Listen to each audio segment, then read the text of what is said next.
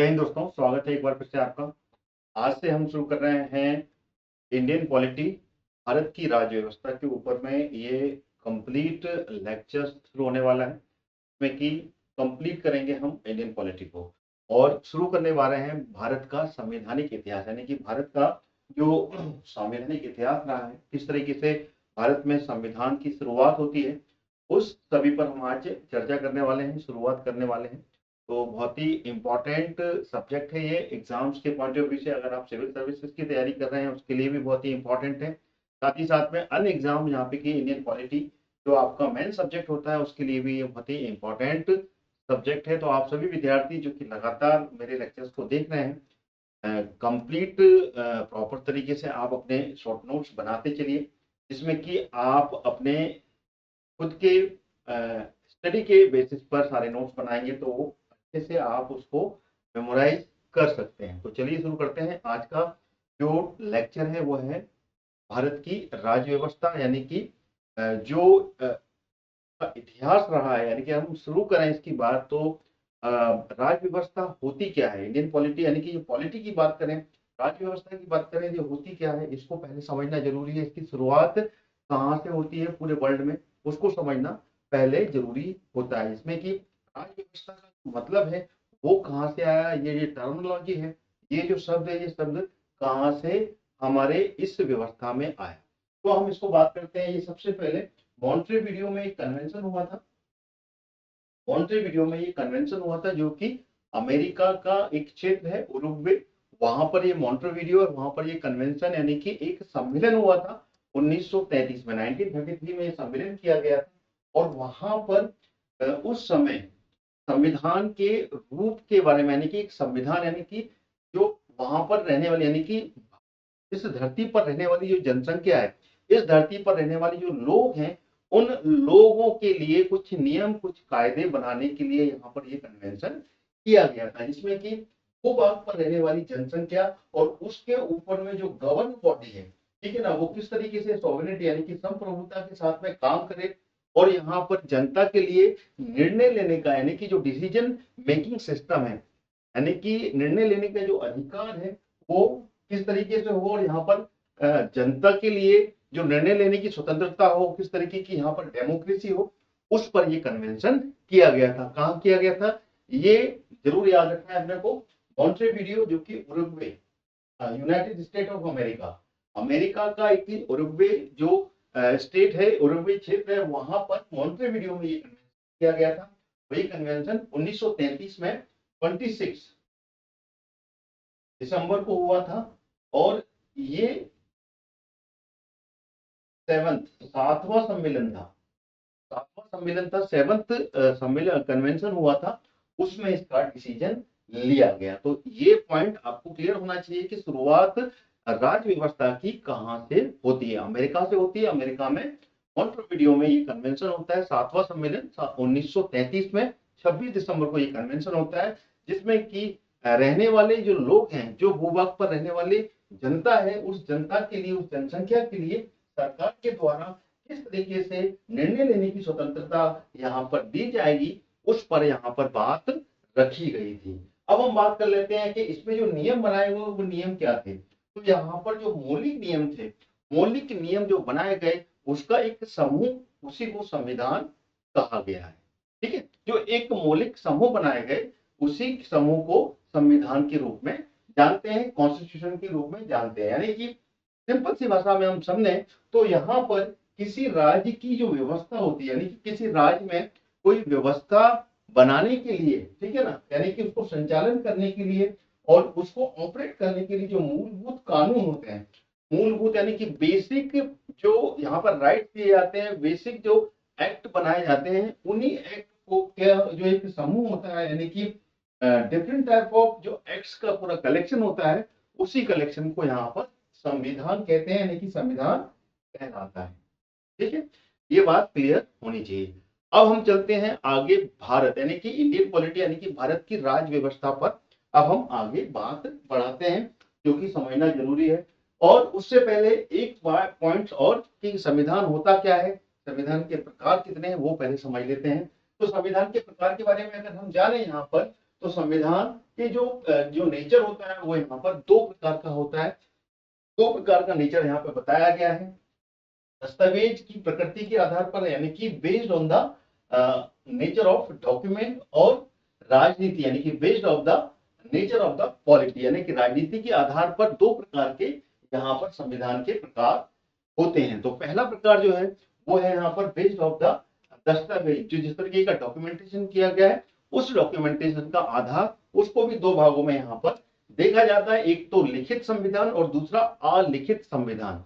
अगर हम लिखित संविधान की बात करें तो लिखित संविधान जिसमें कि भारत का जो संविधान है वो सबसे बड़े संविधान के रूप में यहाँ पर सामने आता है।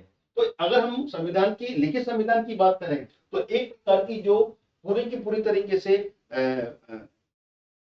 लिखा गया है और लिखित रूप से उस संविधान को माना जाता है, वही संविधान लिखित कहलाता है, जिसका कि पूरा दस्तावेज तैयार किया गया, एक प्रकार की पूरे डॉक्यूमेंटेशन जो होता है वो लिखित संविधान कहलाता है। जिसमें कि भारत का संविधान, अमेरिका का संविधान, ये जो संविधान है, ये कॉन्स्टिट्यूशन जो है, ये एक लिखित संविधान के रूप में जाना जाता है। अगर हम अलिखित संविधान की बात करें तो अलिखित संविधान में बात की जाए तो इसमें जो पहले से चली आ रही परंपराएं, जो रीति रिवाज है, साथ ही साथ में जो उसमें उपयोग करने के कारण उसमें माने गए हैं, उसी को जो फॉलो करते हैं वो अलिखित संविधान के रूप में माना जाता है। तो अलिखित संविधान की बात की जाए तो अलिखित संविधान जो है वो कहाँ का है? यूरोप में ब्रिटिश का है, ठीक है ना। ब्रिटिश संविधान जो है वो एक अलिखित संविधान का एक एग्जाम्पल है। इसके अलावा बात की जाए तो कनाडा, इजराइल, न्यूजीलैंड और सऊदी अरब, यहाँ का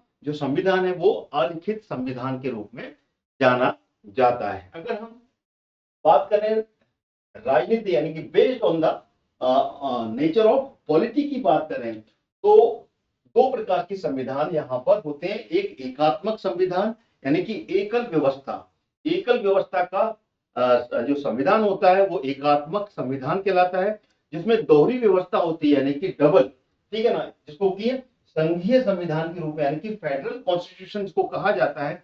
वहां पर दोहरी व्यवस्था जो होती है वो संविधान जो कहलाता है वो फेडरल कॉन्स्टिट्यूशन या फिर संघीय संविधान कहलाता है। तो ये जो है ये कहलाता है राजनीति की प्रकृति यानी कि based on the nature of the polity के रूप में दो प्रकार के संविधान आते हैं, एक एकात्मक प्रणाली और एक दोहरी व्यवस्था। तो अगर एकात्मक प्रणाली की बात करें तो एकात्मक प्रणाली जो कि ब्रिटिश का जो संविधान है, ब्रिटिश का जो कॉन्स्टिट्यूशन है वहां से लिया गया है भारत में।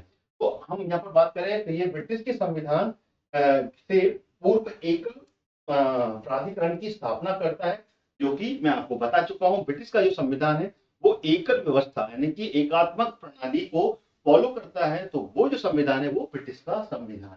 इसी तरीके से ब्रिटिश और फ्रेंच यानी कि फ्रांस का जो संविधान है ये एकात्मक प्रणाली को फॉलो करता है, एकात्मक संविधान की अवधारणा को यहाँ पर फॉलो किया जाता है। अगर हम संघीय संविधान की बात करें तो संघीय संविधान जो है वो अमेरिका, कनाडा, ऑस्ट्रेलिया का जो कॉन्स्टिट्यूशन है वो एक फेडरल कॉन्स्टिट्यूशन के रूप में जाना जाता है, जहाँ पे कि संघ सरकार और राज्य सरकार दोनों मिलके दोनों के बीच की जो सत्ता साझा करते हैं, यानी कि यहाँ पर दोनों की जो गवर्निंग बॉडी है दोनों एक दूसरे के साथ में यहाँ पर जो कॉम्बिनेशन देखा जाता है, एक दूसरे के साथ में सत्ता को जो साझा करता है, वो जो संविधान है वो फेडरल कॉन्स्टिट्यूशन का एक एग्जाम्पल कहलाता है, जिसमें कि अमेरिका और कनाडा, ऑस्ट्रेलिया, इसका जो संविधान है ये एक फेडरल कॉन्स्टिट्यूशन कहलाता है। ठीक है, जहां तक बात मेरे ख्याल से समझ में आगे होगी, जिसमें कि मैंने आपको बताया कि राजनीतिक प्रकार कौन कौन से हैं और दस्तावेजीकरण की बारे में बात की जाए तो किस प्रकार से डॉक्यूमेंटेशन होता है। डॉक्यूमेंटेशन यानी कि लिखित संविधान जो होता है और एक अलिखित संविधान होता है, वो डॉक्यूमेंटेशन कहलाता है। इसी तरीके से पॉलिटिकली की बात की जाए तो पॉलिटिकली यहाँ पर एकात्मक यानी कि यूनिटरी कॉन्स्टिट्यूशन और फेडरल कॉन्स्टिट्यूशन जो कि नेचर ऑफ द पॉलिटी के रूप में जाना जाता है। अब हम आगे चलते हैं, आगे की बात करें तो आगे मैं यहाँ पर जो मैंने आपको बताया था लिखित संविधान की बात करें तो सबसे बड़ा पूरा विश्व में अगर सबसे बड़ा लिखित संविधान जो है वो है भारत का, ठीक है ना। लार्जेस्ट कॉन्स्टिट्यूशन, सबसे बड़ा लिखित संविधान जो है वो भारत का है, जो जिसमें कि टोटल 395 अनुच्छेद यानी कि आर्टिकल इसमें सम्मिलित किए गए हैं, जो कि एक लिखित दस्तावेज के रूप में यहाँ पर जाना जाता है, जिसमें कि टोटल शब्दों की संख्या की बात करें तो वो अराउंड 1.5 लाख 1.5 लाख के आसपास शब्दों का यहाँ पर कॉम्बिनेशन मिलता है आर्टिकल्स में, जो कि सबसे बड़ा संविधान माना जाता है। भारत का संविधान सबसे बड़ा संविधान लिखित दस्तावेज यहाँ पर माना गया है। उसके बाद में अगर बात करें तो स्मॉलेस्ट कॉन्स्टिट्यूशन की बात करें, सबसे छोटा कॉन्स्टिट्यूशन जो कि लिखित कॉन्स्टिट्यूशन कहलाता है, वो कहलाता है अमेरिका का, जिसमें कि टोटल सिर्फ 7 ही अनुच्छेद यानी कि 7 आर्टिकल का एक दस्तावेजीकरण यानी कि एक डॉक्यूमेंटेशन है, वो जो कहलाता है उसको मोनाको कहते हैं। क्या कहते हैं? मोनाको कहा जाता है, जिसमें कि टोटल 3814 वर्ड्स का डॉक्यूमेंटेशन है और सबसे छोटा डॉक्यूमेंटेशन, सबसे छोटा लिखित कॉन्स्टिट्यूशन के रूप में जाना जाता है, जो कि अमेरिका का है। सबसे लेटेस्ट की बात करें तो सबसे नवीनतम कॉन्स्टिट्यूशन किस देश ने अपनाया है, तो वो है नेपाल। नेपाल ने 2015 में यानी कि सितंबर 2015 में लिखित संविधान के रूप में नेपाल ने अपनाया। इससे पहले ये संविधान यहाँ पर जो था वो एक प्रकार से राजतंत्र का जो संवैधानिकरण किया गया था यानी कि मोनार्की कॉन्स्टिट्यूशन को फॉलो नेपाल करता रहा। अब जाके 2015 में ये बिल्कुल नवीनतम यानी कि सबसे नया कॉन्स्टिट्यूशन अपनाने वाला जो देश है वो नेपाल है। ठीक है, यहां तक मेरे ख्याल से पॉइंट्स आपके क्लियर हो गए होंगे। अब हम चलते हैं अपने भारत की ओर, जहां पे कि हमें पढ़ना है भारत की संवैधानिक इतिहास यानी कि भारत की अब राज्य व्यवस्था पर हम देखेंगे, जिसमें कि हमने आप इससे पहले आपको बेसिक बता दिया कि राज्य व्यवस्था क्या होती है यानी कि पॉलिटी किसको कहा जाता है, और उससे पहले बेसिक कॉन्स्टिट्यूशन किस प्रकार का होता है, लिखित भी होता है, अलिखित भी होता है, एकात्मक प्रणाली और दोहरी शासन व्यवस्था, जिसको कि बोलते हैं फेडरल कॉन्स्टिट्यूशन का नाम दिया जाता है। ठीक है, जिसको कि संघीय ढांचा बोला जाता है। सीधी सीधी बात में अपन समझे तो उसको संघीय व्यवस्था और एकात्मक व्यवस्था के रूप में जानते हैं। एकात्मक व्यवस्था जिसका उदाहरण है ब्रिटिश। ब्रिटिश में जो कॉन्स्टिट्यूशन फॉलो होता है वो एक एकात्मक प्रणाली का होता है, और अमेरिका में जो कॉन्स्टिट्यूशन फॉलो किया जाता है वो एक फेडरल कॉन्स्टिट्यूशन माना जाता है। अब हम चलेंगे भारत के ऊपर कि भारत में जो कानून व्यवस्था है उसकी शुरुआत कैसे हुई। यहाँ पर जो संविधान है उस संविधान की शुरुआत कैसे होती है इसको समझना जरूरी है।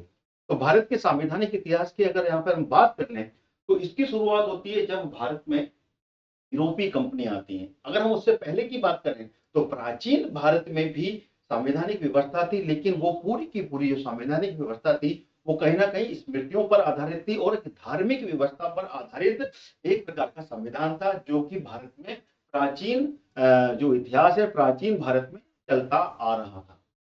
लेकिन उसके बाद में जब भारत में यूरोपीय कंपनी आई, यूरोपीय कंपनी आने के बाद में यहाँ पर जो संवैधानिक रूप था वो अलग यहाँ पर बनता चला गया। इसकी शुरुआत करते हैं यहाँ पे। तो भारत में जो यूरोपीय कंपनियों का प्रवेश हुआ उस प्रवेश से यहाँ पर हम समझेंगे।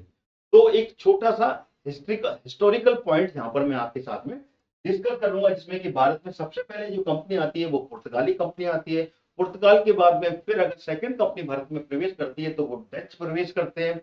उसके बाद में ब्रिटिश, ब्रिटिश के बाद में में डेनिश प्रवेश करते हैं। डेनिश के बाद में फ्रांसीसी यानी कि फ्रेंच कंपनी भारत में प्रवेश करती है बिजनेस के माध्यम से ट्रेड करने के लिए। अगर हम इनकी स्थापना की बात करें तो स्थापना इनकी पहले हो जाती है, लेकिन आने का जो समय था वो आगे पीछे यहाँ पर देखने को मिलता है। जिसमें कि देखा जाए तो पुर्तगाली सबसे पहले 1498 में भारत आए थे, जो कि एस्टाडो दा इंडिया के नाम से भारत में प्रवेश किया था। उसके बाद देखा जाए तो ब्रिटेन यानी कि इनका जो आने का टाइम था वो बिल्कुल सेम टाइम था, 1498 में ही ये भारत में आ गए थे। और उसके बाद ब्रिटेन की बात किया तो ब्रिटेन ने अपनी कंपनी की स्थापना, जिसको कि ब्रिटिश ईस्ट इंडिया कंपनी के नाम से जाना जाता है, इन्होंने 1600 में इस कंपनी की स्थापना कर ली थी। लेकिन इनका जो आने का समय है ये 1608 का यानी कि 1608 में ईस्वी में ये भारत में आते हैं।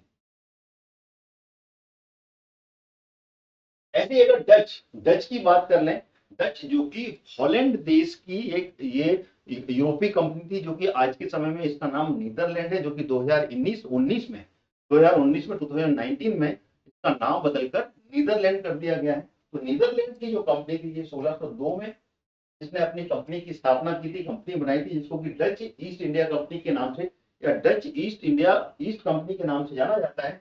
और इसका जो भारत में आगमन हुआ था ये 1605 में, 1605 में ये भारत आते हैं। तो देखिए इनका जो आने का काल है वो ऊपर नीचे है, लेकिन इनकी जो कंपनी की जो फॉर्मेशन है वो यहाँ पर ऑर्डर में आपको देखने को मिल रही होगी। इसके बाद में अगर डेनिस की बात करें, डेनिस यानी कि ये डेनमार्क की कंपनी थी, डेनमार्क के वासी थे, यूरोप के ही थे ये। इनका जो कंपनी की फॉर्मेशन थी जिसको कि डेनिस ईस्ट इंडिया कंपनी के नाम से जाना जाता है, 1616 में ये कंपनी की फॉर्मेशन हुई थी। और इनका जो आने का काल था, ये भारत में जब ट्रेड करने आए तो ये इनका समय था 1620 ईस्वी में ये भारत में आते हैं ट्रेड करने के लिए, व्यापार करने के लिए, जो कि डेनिस के लाए डेनमार्क के निवासी थे। अगर हम बात करें फ्रांसीसियों की, जो कि पांचवी और सबसे आखिरी यूरोप की कंपनी थी, भारत में व्यापार करने आती है, तो इनका जो समय था, इन्होंने अपनी कंपनी जिसको कि फ्रेंच ईस्ट इंडिया कंपनी के नाम से तो जाना जाता है, ये 1664 में अपनी कंपनी बनाते हैं। और लेकिन भारत में इनका जो आगमन होता है वो 1668 में भारत के आते हैं। तो इस तरीके से इनकी कंपनी का आगमन यहाँ पर होता है और यहाँ पर ये ट्रेड करते हैं। ट्रेड करते करते यहाँ पर एक कंपनी दूसरी कंपनी के साथ में एक बिजनेस कंपटीशन डेवलप करती है, और बिजनेस कॉम्पिटिटर बनने के बाद में यहाँ पर एक कंपनी दूसरी कंपनी के साथ में संघर्ष करती है।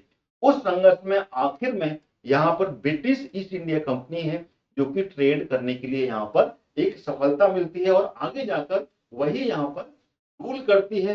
वो हम आप समझेंगे और आगे समझेंगे कि किस तरीके से ब्रिटिश ईस्ट इंडिया कंपनी ने यहाँ पर संविधान को की एक नींव रखी और संविधान की शुरुआत की। कौन कौन से वो एक्ट लेके आए वो अब यहाँ पर हम समझने वाले हैं। तो उसकी शुरुआत कैसे होती है ये यहाँ पर समझना बहुत जरूरी होता है।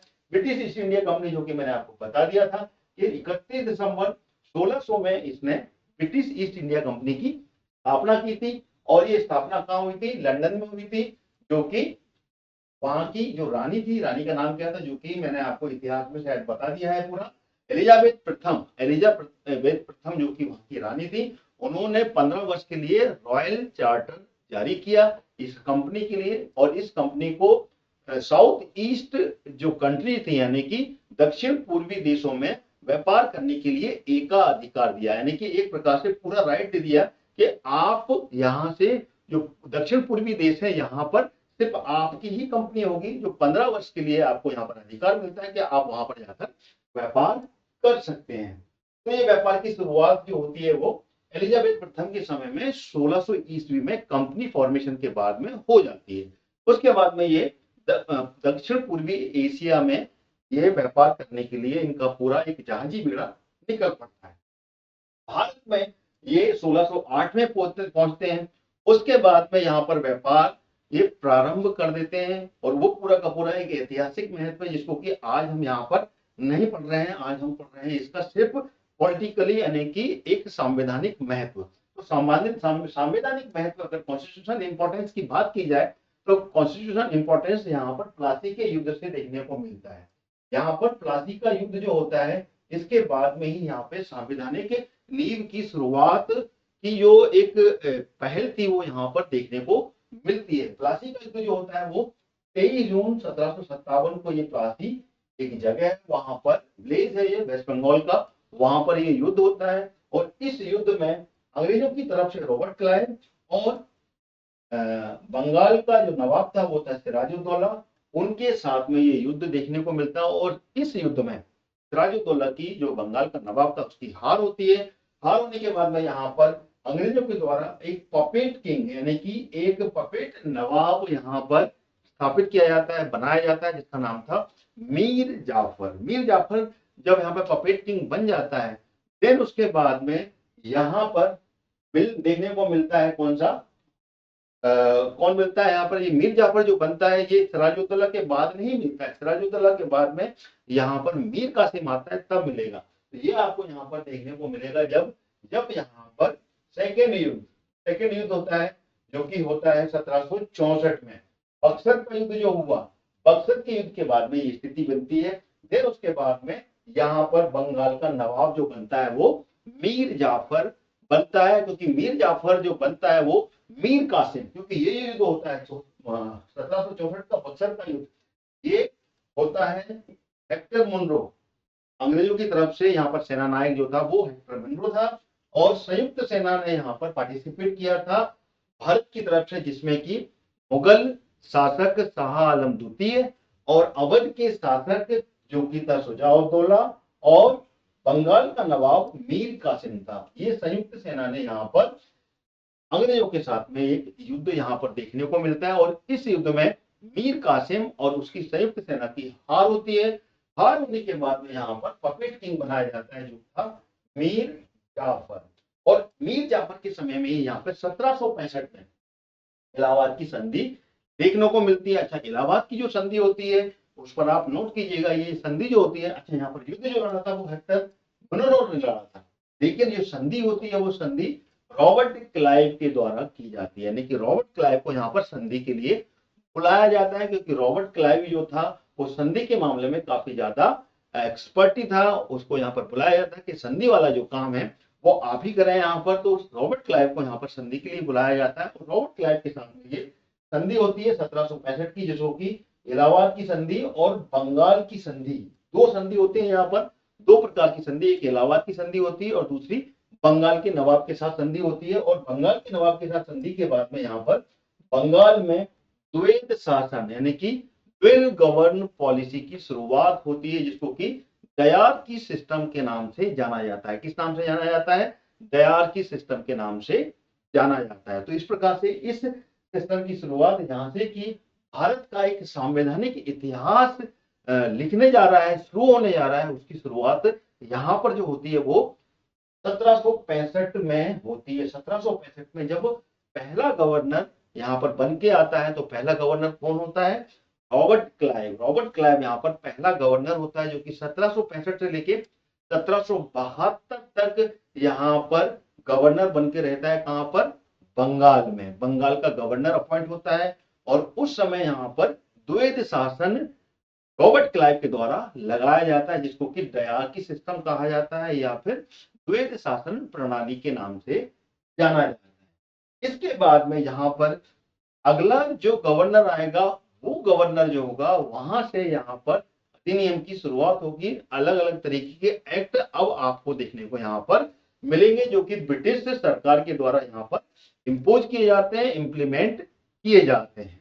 ठीक है, अब हम इसको समझेंगे कि कौन कौन से यहाँ पर एक्ट हैं जो कि ब्रिटिश शासन के समय ब्रिटिश सरकार यहाँ पर लेकर आई थी, जो कि 1772 से लेके 1947 यानी कि जब तक भारत आजाद हुआ था तब तक यहाँ पर कौन कौन से एक्ट, कौन कौन से अधिनियम यहाँ पर ब्रिटिश शासन के समय में लाए गए थे, और वही जो एक्ट थे, वही जो अधिनियम थे, वही भारत का एक संवैधानिक इतिहास कहलाता है, जो कि एक प्रकार से कॉन्स्टिट्यूशनल हिस्ट्री के रूप में जाना जाता है। चलिए, तो बक्सर का युद्ध जो कि मैं आपको बता चुका हूँ 1764 में यहाँ पर हुआ था, और उसके बाद में 1765 में यहाँ पर इलाहाबाद की संधि और बंगाल में द्वैत शासन की यानी कि ड्यूअल गवर्न पॉलिसी की शुरुआत होती है रॉबर्ट क्लाइव के द्वारा, जो कि बंगाल का पहला गवर्नर बन के आता है। और यहाँ पर अंग्रेजों के द्वारा इलाहाबाद की संधि के बाद में यहाँ पर भूभाग पर अधिकार हो जाता है, वहां की जनसंख्या पर कंट्रोल होता है, वहां की सॉवरेनिटी है वो उनके कंट्रोल में आ जाती है, और यहाँ पर एक सरकार बन जाती है जो कि उस राज्य में व्यवस्था और नियम बना देती है। तो उस नियम के तहत यहाँ पर, ठीक है ना, जो राज्य की व्यवस्था के हेतु कानून का निर्माण होता है, वो निर्माण जो कहलाता है यहाँ पर, वो एक प्रकार से संवैधानिक रूप यहाँ पर देखने को मिलता है, जो कि ब्रिटिश संसद के द्वारा यहाँ पर इम्पोज किया गया था। ब्रिटिश संसद के द्वारा यहाँ पर ये अधिनियम यहाँ पर भारत में लाए जाते हैं, जिस क्षेत्र में ब्रिटिश जो कंपनी थी, ब्रिटिश ईस्ट इंडिया कंपनी ने यहाँ पर अधिपत्य जमा लिया था, अधिकार कर लिया था, जो कि 1764 के बक्सर के युद्ध के बाद बंगाल को इन्होंने जीता था। और इसी को कहा जाता है अधिनियम। अधिनियम या फिर अंग्रेजी में इसको एक्ट का नाम से पुकारते हैं। तो ये जो अधिनियम थे, ये अधिनियम यहाँ पर भारत में मिलते हैं, और ये अधिनियम कहलाते हैं भारत का संवैधानिक इतिहास। यानी कि भारत में एक प्रकार से कॉन्स्टिट्यूशनल जो हिस्ट्री की शुरुआत होती है वो 1773 के बाद शुरू होती है, और 1947 तक ब्रिटिश शासन काल में जो एक्ट लाए गए, जो अधिनियम लाए गए, वो संवैधानिक इतिहास के रूप में जाने जाते हैं, जिसमें कि सबसे आखिरी जो एक्ट था वो 1935 का 1935 का जो इंडियन एक्ट था वो कहलाता है यहाँ पर सबसे आखिरी एक्ट। यहाँ पर दो प्रकार के डिवीजन में बांटा गया है जो भारत के संवैधानिक इतिहास है, जिसमें कि पहला जो पॉइंट है वो है ईस्ट इंडिया कंपनी, यानी कि जब British east India company Bharat में व्यापार करने आई, फिर उसके बाद में उसने सबसे पहले बंगाल को अपने अधिकार में लिया और वहां पर ब्रिटिश संसद के द्वारा जो ब्रिटिश ईस्ट इंडिया कंपनी जब यहाँ पर शासन कर रही थी तो ब्रिटिश संसद ने जो एक्ट लाए वो एक्ट जो कहलाए वो यहाँ पर आपको देखने को मिलेंगे, जिसमें कि सबसे पहला एक्ट जो था वो रेगुलेटिंग एक्ट था। अगर इसी तरीके से बात करें, जब ब्रिटिश ईस्ट इंडिया कंपनी का यहाँ से अधिकार खत्म किया था, कब? रिवोल्ट 1857 का जब रिवोल्ट हुआ, रिवोल्ट के बाद में जब 1858 में विक्टोरिया शासन यानी कि ब्रिटिश क्राउन का शासन जब लगा तो वो सेकेंड फेज कहलाता है यहाँ पर, जब यहाँ पर ब्रिटिश क्राउन के समय में यहाँ पर एक्ट लाए गए। उसके बाद के जो एक्ट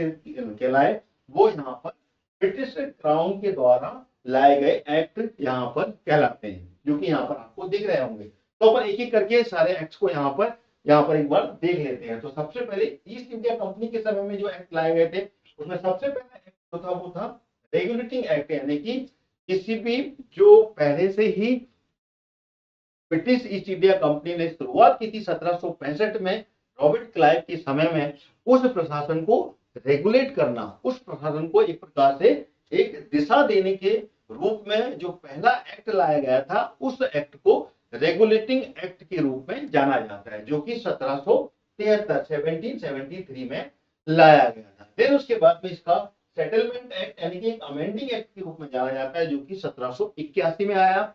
उसके बाद में 1784 का एक्ट, 87 का अधिनियम, 1793 का चार्टर एक्ट। ये जो चार एक्ट थे, ये चारों एक्ट चार्टर एक्ट के रूप में जाने जाते हैं, जो कि 1793 से लेके 1853 तक के बीच के जो एक्ट है ये सारे एक्ट चार्टर एक्ट के रूप में जाने जाते हैं।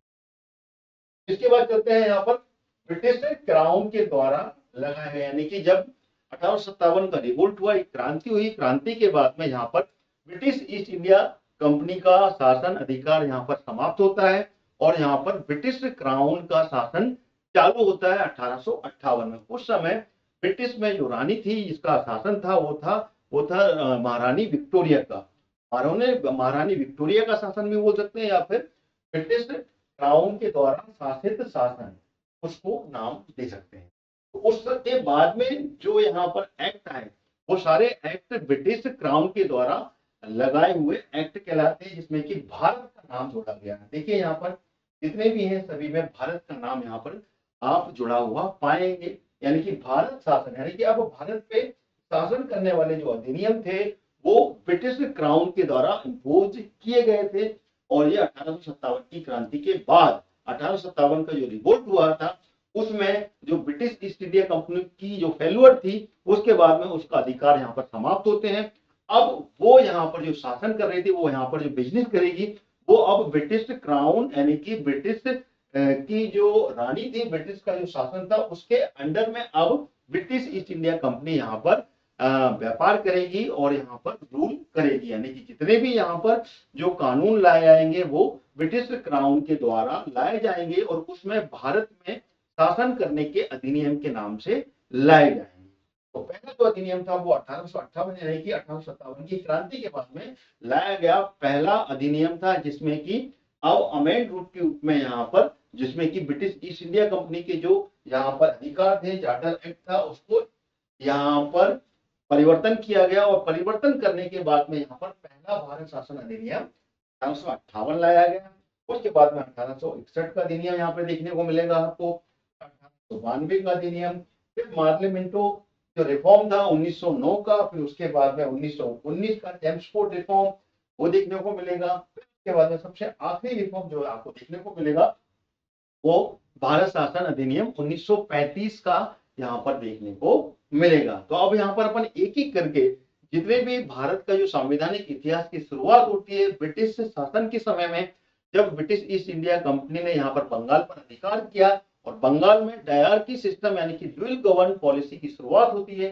फिर उसके बाद में जब रॉबर्ट क्लाइव यहाँ से जाता है, जाने के बाद में यहाँ पर वॉरेन हेस्टिंग जो कि गवर्नर के रूप में यहाँ पर आता है, तब आकर यहाँ पर पहला एक्ट 1773 में, जिसको कि रेगुलेटिंग एक्ट 1773 के नाम से जाना जाता है, वो यहाँ पर लागू होता है। तो उसको हम यहाँ पर अब समझेंगे, पहला रेगुलेटिंग एक्ट 1773 का, 1773 का।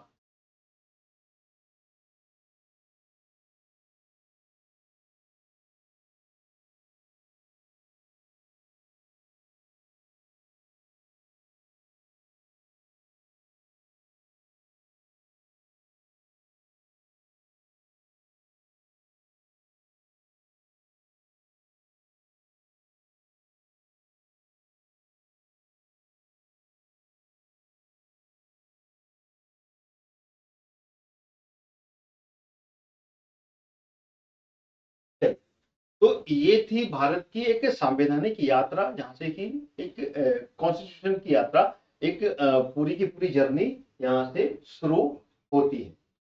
तो पहला एक्ट हम यहाँ पर अब हम लेने वाले हैं, जिसका नाम है, ये तो मैंने आपको बता दिया पूरा, जिसमें कि क्लियर हो गया होगा आपको। जो पहला एक्ट है वो यहाँ पर आपको देखने को मिलेगा। अब पहला एक्ट, इसको बोलते हैं रेगुलेटिंग एक्ट, जो कि मैं आपको बता चुका हूँ। रेगुलेटिंग एक्ट 1773 के रूप में जाना जाता है। और ये 1773 का जो रेगुलेटिंग एक्ट है, ये भारत के संसद के द्वारा, मतलब ब्रिटिश संसद के द्वारा ये बनाया गया था। इसके द्वारा बनाया गया था, ब्रिटिश संसद के द्वारा ये रेगुलेटिंग एक्ट बनाया गया था। उस समय यहाँ पर जो ब्रिटिश में राजा था, वो राजा था जॉर्ज। कौन नाम था, क्या नाम था? जॉर्ज तृतीय के समय में ये रेगुलेटिंग एक्ट आया था, और जिसका जो शासनकाल था वो 1760 से लेकर 1820 के बीच में का ये राजा रहा, जो कि जॉर्ज तृतीय के नाम से जाना जाता है। और उस समय ब्रिटेन के जो प्रधानमंत्री थे वो थे लॉर्ड नॉर्थ। लॉर्ड नॉर्थ जो थे वो ब्रिटेन के उस समय प्रधानमंत्री थे। और बंगाल का गवर्नर जो बनकर आया था वो कौन था? वॉरेन हेस्टिंग, जो कि लॉर्ड वॉरेन हेस्टिंग के नाम से इसको जानते हैं। तो ये जो थे, ये प्रमुख जो फैक्ट है आपको याद रखना है। ब्रिटिश के सांसद के द्वारा ये रेगुलेटिंग एक्ट लाया गया, और इस रेगुलेटिंग एक्ट के समय में ब्रिटेन के राजा जो थे वो जॉर्ज तृतीय थे। और जॉर्ज तृतीय के बाद में यहाँ पर प्रधानमंत्री लॉर्ड नॉर्थ, और बंगाल का उस समय गवर्नर जो था वो था कौन? Warren Hastings. ठीक है।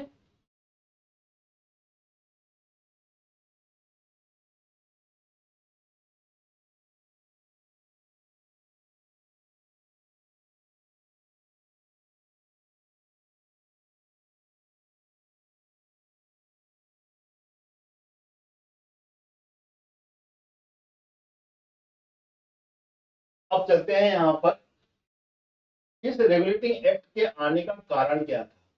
इससे पहले जब ब्रिटिश शासन की शुरुआत, यानी कि ब्रिटिश ने बंगाल पर कब्जा कर लिया था, और बंगाल पर यहाँ पर दयाकी सिस्टम, जिसको कि बोलते हैं दोहरे शासन की व्यवस्था, यहाँ पर जो रॉबर्ट क्लाइव के द्वारा लाई गई थी। तो उस समय यहाँ पर भ्रष्टाचार, इसका जो कारण था, यहाँ पर भ्रष्टाचार बढ़ गया था, यानी कि करप्शन, यहाँ पर एक अलग तरीके से करप्शन का यहाँ पर की शुरुआत हो चुकी थी। साथ में भारत में इस समय जो स्थिति थी वो बहुत ही ज्यादा, आर्थिक स्थिति से भारत में बहुत ही ज्यादा दयनीय स्थिति में भारत आ गया था यहाँ पर।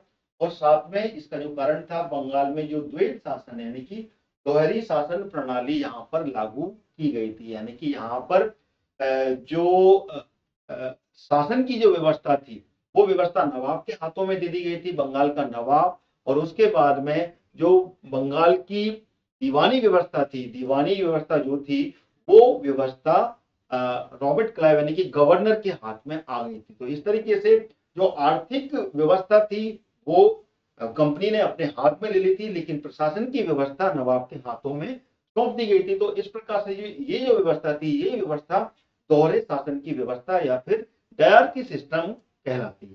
तो यही कारण था।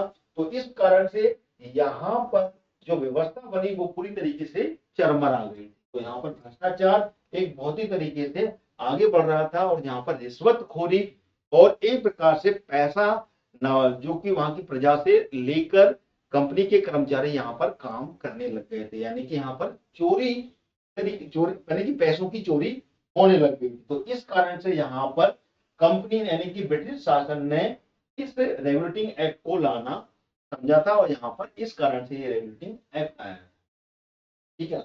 और इस रेगुलेटिंग एक्ट का मतलब क्या था, यहाँ पर जो मतलब था, भारत में ब्रिटिश संसद का प्रथम नियंत्रण के रूप में जाना जाता है, यानी कि अब यहाँ पर इस रेगुलेटिंग के द्वारा ब्रिटिश सांसद अपने कंट्रोल में अब इस पूरे के पूरे जो बिजनेस था, जो ट्रेड था, जो बंगाल का शासन था, अब अपने कंट्रोल में लेने वाली थी। तो इस एक्ट के द्वारा यहाँ पर भारत में ब्रिटिश संसद का कंट्रोल शुरू हो गया। साथ ही साथ में यहाँ पर भारत में केंद्रीय प्रशासन की नींव यहाँ पर रख दी थी, यानी कि एक प्रकार से यहाँ पर केंद्रीय प्रशासन शुरू हुआ था रेगुलेटिंग एक्ट 1773 के बाद, ठीक है। तो ये यहाँ पर क्लियर हो जाना चाहिए। अब यहाँ के जो प्रमुख प्रावधान थे वो भी समझेंगे यहाँ पे। तो सबसे पहले तो यहाँ पे जो मैंने आपको बताई कि क्या बताया था मैंने यहाँ पर, भारत में ईस्ट इंडिया कंपनी के जो कार्यों को यहाँ पर नियमित और नियंत्रण करने की दिशा में ब्रिटिश सरकार के द्वारा उठाया गया ये पहला कदम था, जिसको कि रेगुलेटिंग एक्ट 1773 के रूप में जाना जाता है। इसके द्वारा पहली बार कंपनी के प्रशासनिक और राजनीतिक कार्यों को मान्यता मिली एवं इसके द्वारा भारत में केंद्रीय प्रशासन की नींव रखी गई थी, जो कि मैंने आपको यहाँ पर बता दिया, ठीक है। और इसके द्वारा बंगाल को अब क्या मिला था, यहाँ पर बंगाल को जो उस समय जो नाम था वो था बंगाल का गवर्नर। उस समय जो बंगाल में शासन था वो बंगाल का जो गवर्नर था वो सिर्फ गवर्नर कहलाता था, लेकिन इसके बाद में बंगाल के गवर्नर के पद का नाम बदल गया था। अब बंगाल के गवर्नर का पद जो हो गया था वो गवर्नर जनरल पद नाम दिया गया, यानी कि अब इसका जो नाम था वो बंगाल के गवर्नर ना होते हुए बंगाल का गवर्नर जनरल अब कहलाया, जो कि रेगुलेटिंग एक्ट के बाद 1773 का जो रेगुलेटिंग एक्ट था उसके बाद में जो बंगाल का गवर्नर था वो बंगाल का गवर्नर जनरल बन गया था। और इसके अंडर में जो था वो बाकी की दोनों प्रेसिडेंसियां थी, जो कि थी बॉम्बे प्रेसिडेंसी और मद्रास प्रेसिडेंसी, वो अब इसके अंडर में आ गए थे, यानी कि वो वहां के जो गवर्नर थे वो दोनों गवर्नर की जो रिपोर्टिंग थी वो रिपोर्ट अब सीधे गवर्नर जनरल बंगाल को करना था यहाँ पर। तो ये व्यवस्था भी यहाँ पर दे दी गई थी कि वो दोनों की दोनों प्रेसिडेंसी बंगाल गवर्नर जनरल को रिपोर्ट करना, ये यहाँ पर व्यवस्था दी गई थी। साथ में यहाँ पर प्रथम वॉरेन हेस्टिंग, यानी कि पहला जो गवर्नर जनरल बना वो कौन बना, वॉरेन हेस्टिंग यहाँ पर पहला गवर्नर जनरल बना, ठीक है, जो कि गवर्नर बन के आया था, बाद में वो गवर्नर जनरल का पद नाम हुआ तो वो पहला गवर्नर जनरल कहलाया कौन, वॉरेन हेस्टिंग, ठीक है ना। और उसकी सहायता के लिए यहाँ पर एक कार्य परिषद का भी गठन किया गया था, जो था 4 मेंबर यानी कि 4 सदस्य वाले यहाँ पर कार्य परिषद का भी यहाँ पर गठन किया गया। और साथ ही साथ में यहाँ पर 20 वर्षों का एकाधिकार, यानी कि जो ब्रिटिश ईस्ट इंडिया कंपनी थी उसका जो बिजनेस करने का जो अधिकार था वो 20 वर्ष तक के लिए बढ़ा दिया गया, ठीक है। तो पहले गवर्नर कौन थे, लॉर्ड वॉरेन हेस्टिंग थे, और इनके द्वारा मद्रास और बंबई के गवर्नर जो कि बंगाल के गवर्नर जनरल के अधीन हो गए थे। जबकि पहले सभी जो प्रेसिडेंसी थी ये सब क्या थी, पहले अलग अलग थी। जब रॉबर्ट क्लाइव यहाँ पे गवर्नर था उस समय सारी प्रेसिडेंसी, चाहे वो मद्रास की प्रेसिडेंसी हो या फिर मुंबई की प्रेसिडेंसी, ये सब अलग अलग थी और अलग अलग सीधे यहाँ पर जो ब्रिटिश शासन थी, जो इंग्लैंड का शासन था उनको रिपोर्ट करते थे। लेकिन यहाँ पर रेगुलेटिंग एक्ट के बाद में बंगाल का जो गवर्नर था वो गवर्नर जनरल जब बन गया, देन उसके बाद में यहाँ पर सीधे की सीधे ये दोनों की दोनों मद्रास की प्रेसिडेंसी और मुंबई की प्रेसिडेंसी के जो गवर्नर थे वो बंगाल के गवर्नर जनरल के अधीन हो गए, ठीक है। यहाँ तक मेरे ख्याल से पॉइंट आपको क्लियर हो गए होंगे। अच्छा, इस अधिनियम के अंतर्गत यहाँ पर कलकत्ता में, ठीक है ना, कलकत्ता में क्या एक सुप्रीम कोर्ट की स्थापना की गई थी, जो कि 1774 में 73 में रेगुलेटिंग एक्ट आया, 1774 में उच्चतम न्यायालय की स्थापना की गई। और इसके जो पहले जज थे, न्यायाधीश थे, मुख्य न्यायाधीश, वो कौन थे? एलिजा एम्पे यहाँ पर न्यायाधीश बने, ठीक है ना। और साथ ही साथ में यहाँ पर 3 अन्य न्यायाधीश, यानी कि जिसमें मुख्य न्यायाधीश और 3 अन्य न्यायाधीश यहाँ पर व्यवस्थित किए गए थे, जो कि उच्चतम न्यायालय की स्थापना यहाँ पर की गई थी कलकत्ता में 1774 में। इस ही रेगुलेटिंग एक्ट, यानी कि 1773 का जो रेगुलेटिंग एक्ट था, उसके तहत कलकत्ता में यहाँ पर उच्चतम न्यायालय की व्यवस्था की गई। और इस के तहत कंपनी में जो कर्मचारी थे, उन कर्मचारियों को निजी व्यापार करने में जो भारतीय लोग यहाँ पर गिफ्ट की व्यवस्था, यानी कि एक प्रकार से रिश्वतखोरी के रूप में उपहार दिया करते थे, उपहार व रिश्वत जो दिया करते थे, उस पर यहाँ पर प्रतिबंध लगा दिया गया। इससे यही रेगुलेटिंग एक्ट 1773। और इस अधिनियम के द्वारा ब्रिटिश सरकार ने यहाँ पर कोर्ट ऑफ डायरेक्टर्स, यानी कि एक गवर्निंग बॉडी के माध्यम से कंपनी पर अपना एक नियंत्रण, यानी कि एक प्रकार से कंट्रोल यहाँ पर कर लिया गया। समझ में आ गया? तो ये प्रमुख फैक्ट थे जो कि मैंने आपको यहाँ पर रेगुलेटिंग एक्ट के पूरे यहाँ पर क्लियर करा दी। सारे इंपॉर्टेंट है, एक एक पॉइंट मैंने यहाँ पर आपके क्लियर कराया है, जिसमें कि 1773 का रेगुलेटिंग एक्ट आज की इस क्लास में मैंने कंप्लीट कर लिया। अगली क्लास में हम इसके आगे वाला जो एक्ट था, जिसको कि अमेंडिंग एक्ट 1781 के रूप में जाना जाता है, या फिर सेटलमेंट एक्ट 1781 के रूप में जाना जाता है, वो हम अगली लेक्चर में यहाँ से कंप्लीट करेंगे। तो इस क्लास को मैं यहीं खत्म करता हूँ। अपने शॉर्ट नोट साथ साथ बनाते जाएगा, साथ ही साथ में आपको इस पूरे लेक्चर की पीडीएफ भी आपको मिलेगी, जिससे कि आप वहां से भी शॉर्ट नोट्स बना सकते हैं। वीडियो भी मिलेगा आपको, जिससे कि लगातार आप जितनी बार चाहें अनलिमिटेड टाइम इसको वॉच करके भी अपने नोट्स बना सकते हैं। Thank you so much.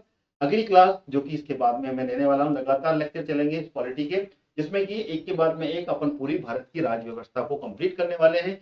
इतिहास से शुरू कर रहे हैं और कंप्लीट हम इसको करने वाले हैं। Thank you so much.